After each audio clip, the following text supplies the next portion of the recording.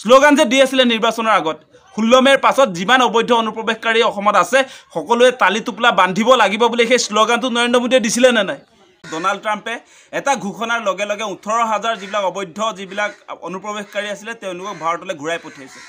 এতিয়া আমি নৰেন্দ্ৰ মোদীক প্ৰশ্নটো সুধিব খোজো যে আপুনি বিশ্বগুৰু নহয় জানো বিশ্বগুৰু আপুনি গোটেই বিশ্ব শাসন কৰিব পৰা এজন ব্যক্তি তাৰ পাছত কেনেকৈ আজি আপোনাৰ ওপৰত ভয় নাই নেকি আজি ভাৰতীয়সকলক কেনেকৈ আসলে হিকলি লগৰ কি প্ৰয়োজন আছিল আজি আপোনালোকে মনত ৰাখক এটা কথা যে প্ৰধানমন্ত্ৰী হিচাপে যেতিয়া দায়িত্ব লৈছিলে প্ৰধানমন্ত্ৰী মোদীয়ে তেতিয়া কৈছিলে যে মেক ইন ইণ্ডিয়া মানে বহিৰাষ্ট্ৰত যদি কোনোবাই কৰ্মসংস্থাপন বিচাৰে কিবা কামকাজ যদি কৰি আছে তেওঁলোকক গোটেইবিলাক ভাৰতলৈ তেওঁ নিমন্ত্ৰণ জনাইছিলে আমন্ত্ৰণ জনাইছিলে যে সকলোৱে ঘূৰি আহিব লাগে ভাৰতলৈ সকলোৱে ঘূৰি আহিব লাগে সুইজাৰলেণ্ডত থকাই হওক আমেৰিকা যুক্তৰাষ্ট্ৰত থকা হওক আজি ৰাছিয়াত থকাই হওক সকলো ঘূৰি আহিব লাগে যে ভাৰতত কৰ্মসংস্থাপন দিব সেই দায়িত্ব নৰেন্দ্ৰ মোদীয়ে লৈছিলে আজি কৰ্মহীনতাত কৰ্মসংস্থাপনৰ বিমুখ হৈহে মানুহবিলাক আসলতে অবৈধভাৱে অনুপ্ৰৱেশকাৰীলৈ হাৱাত অনুপ্ৰৱেশ কৰে নেকি মানুহে জীৱনৰ তাৰণাত গৈছে তাত আপোনালোকে নিশ্চয় দেখিছে হিকলিত যে বান্ধ যে খাইছে আজি ৰচিছেৰে বান্ধিছে আজি পুলিচ আপোনাৰ যিবিলাক আমেৰিকাৰ যিবিলাক পুলিচ প্ৰশাসনৰ মানুহ সেই মানুহবিলাক যে চুচৰাই যে লৈ গৈছে সেই মানুহবিলাক হাৱাত যোৱা নাই কৰ্মসংস্থাপন বিচাৰি গৈছিলে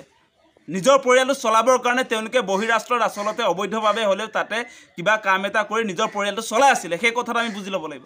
এতিয়া নৰেন্দ্ৰ মোদীয়ে যে দায়িত্ব লৈছিলে যে সকলোৱে ভাৰতলৈ আহিব লাগে ভাৰতত কৰ্মসংস্থাপন দিম সেই কথাটো ক'ত গ'ল সেইটোহে লাগে আমাক প্ৰথমতে যে নৰেন্দ্ৰ মোদীৰ সঁচাকৈ প্ৰভাৱ আছে নে নাই বিশ্বত সেই কথাটো আপোনালোকে অনুধাৱন কৰক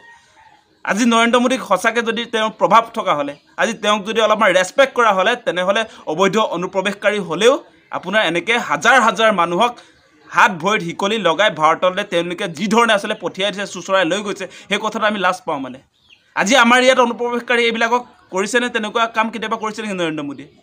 আজি যে আপোনাৰ লাখে লাখে ইয়াতো আমেৰিকাতো আপোনাৰ 20,000 বা 18,000 কথাটো আহিছে ইয়াতো আপোনাৰ 20 লাখ 30 লাখ অবৈধ অনুপ্ৰৱেশকাৰী আছে তালি টোপলা যে ল'ব লাগিব বুলি ডায়লগ দিছিলে নৰেন্দ্ৰ মোদী এজনক খেদিব পাৰিলে নাই সেই কথাটো কৈছোঁ মানে আমি সেই কথাটো আপোনালোকে বুজি লওক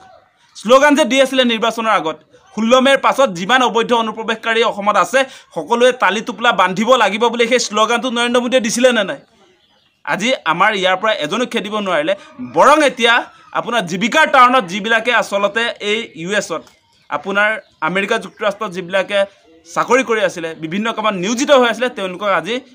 অবৈধ অনুপ্ৰৱেশকাৰী সজাই ডোনাল্ড ট্ৰাম্পে আপোনাৰ ভাৰতলৈ খেদি পঠিয়াইছে কিন্তু এই মুহূৰ্তত নৰেন্দ্ৰ মোদীৰ মাতবোল নাই